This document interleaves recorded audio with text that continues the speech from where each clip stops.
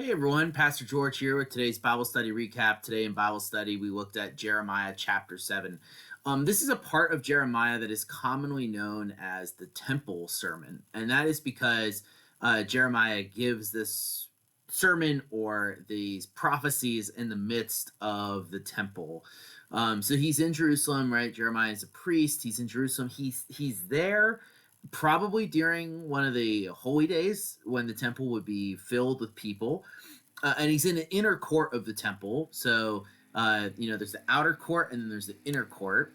And that's where he is when he gets this revelation and brings it to the people. And this is a big idea here, is that the people that are there are worshiping the Lord, and they're repeating these mantras and these prayers, and you'll see him kind of mockingly, the Lord through Jeremiah mockingly make fun of the things that people are doing, right? He says in verse 4, do not trust in these deceptive words. This is the temple of the Lord, the temple of the Lord, the temple of the Lord. Because they're deceptive, right? It's true in the fact that it is the temple of the Lord, but it's deceptive in the hearts of the people.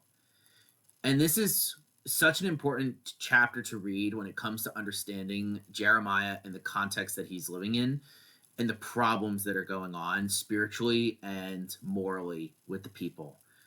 So he is getting this revelation, and the whole point of this is to point out you're pretending to worship the Lord in here, but the way that you live your lives and even the things that are going on inside the temple show that you actually don't care about what the Lord has to say.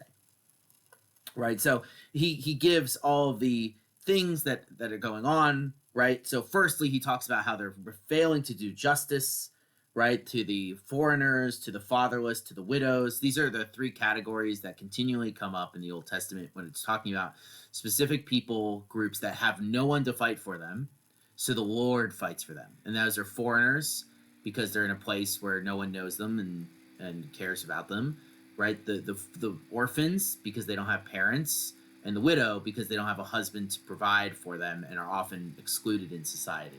And so God takes special interest in those groups, and he is their defender. And he sets up the laws in the Old Testament to be their defender, right?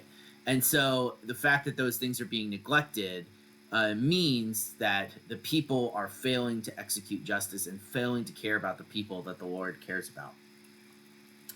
And so he's going to go after them. And on top of this, right, they're also worshiping all of these foreign gods and not following the Ten Commandments. You'll see verses in 9, verse 9 making reference to that.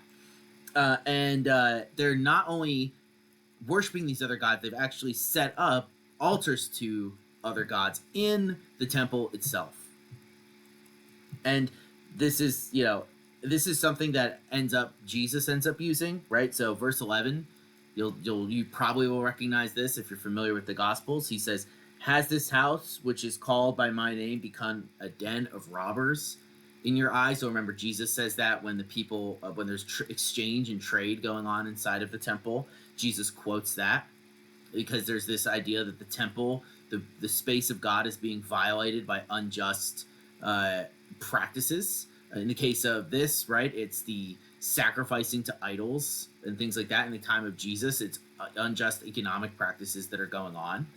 And now, right, he says, the Lord says, because you have done all these things, and when I spoke to you persistently, you did not listen, and when I called to you, you did not answer. Therefore, I will do to the house that is called by my name, and in which you trust, and to the place that I gave to you and to your fathers, as I did to Shiloh, and I will cast you out of my sight. So Shiloh is one of the early places of worship before David took Jerusalem. So that's where the tabernacle was and things like that, and it was destroyed. And so he's going to do the same thing to these people as he did to Shiloh and as he did to Ephraim. So that's the northern kingdom, right? So he's going to destroy Jerusalem. He's going to destroy the temple, right? This is the important thing. God doesn't need the temple. The temple is for people, right? That's the idea. So it's going to be destroyed. And he tells Jeremiah, do not try and intercede for them. They have completely abandoned me, and they will be judged for this. Right? And he speaks a lot about this, and all of this leads up to an important aspect of this, because Jeremiah 7 helps us to understand all the sin that is going on. And the most important one, like in terms of it gets its own whole section of this, is verses 30 to the end of chapter 7, right? And so the Lord moves from talking about the destruction to particularly looking at this one sin that the people of Israel are doing, and they're going to this place called Tophet, which is in the valley of the son of Hinnom. So just remember that name. That's going to become important later. And it says in verse 31, they go there to burn their sons and daughters in the fire, which I did not command, nor did it come into my mind. So this is a important idea that reveals a lot about what's going on. So firstly, if you can't catch it, what they're doing is they're taking their place to Tophet. Tophet means in Hebrew a place of fire, and they're taking their children and they're burning them in sacrifices. This is a very common thing in the ancient Near East, child sacrifice. And it would be, if you really wanted something, you would kill your child for a god. In this case, burning them alive, and then they would, the god would answer that prayer, right? So it's very evil, demonic, satanic, right? The highest form of evil, in a lot of ways.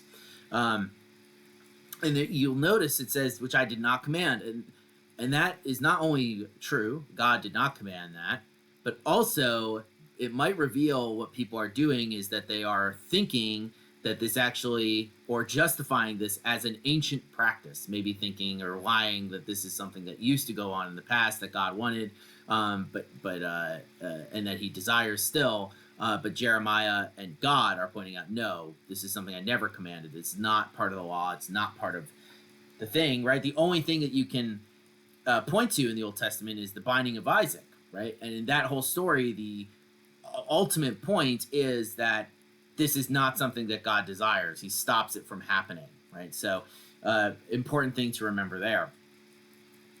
But when he says that there will be a time when it will no more be called Tophet or the valley of son of Hinnom, but the valley of slaughter, for they will bury in Tophet because there is no room elsewhere. So everyone who's killed is going to be thrown into this valley, into this place, because there's no room for them in any of the other areas of Jerusalem, right? And I will silence in the cities of Judah and in the streets of Jerusalem the voice of mirth and the voice of gladness, the voice of bridegroom and the voice of the bride, for the land shall become a waste. This is a thing that God is speaking through Jeremiah and constantly bringing to the people, the idea that God is going to destroy this unjust society. So much so that the things that mark it will be gone. And of course, there is hope in that a faithful remnant will be taken. But this is an important part of Jeremiah, which reminds us of God's importance of justice and how seriously he takes that. And again, as always, I think we should be taking this and shining the lens on the United States, which is the place where we live, right?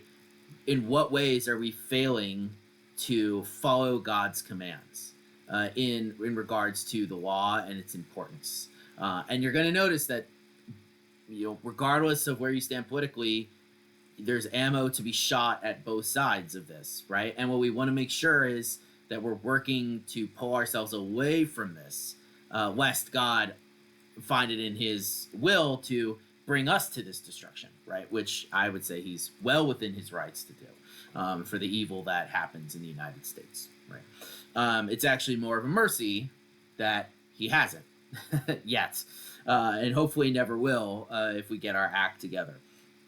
And so just an important thing to remember, and why it's so important to read the prophets, because we can't sanitize the requirements of God and his justice, and the prophets continually remind us of that. So that's what we talked about today. I hope you found that interesting. I'll see you tomorrow for an episode of A New Thing. I hope you have a wonderful rest of your Wednesday. Peace out.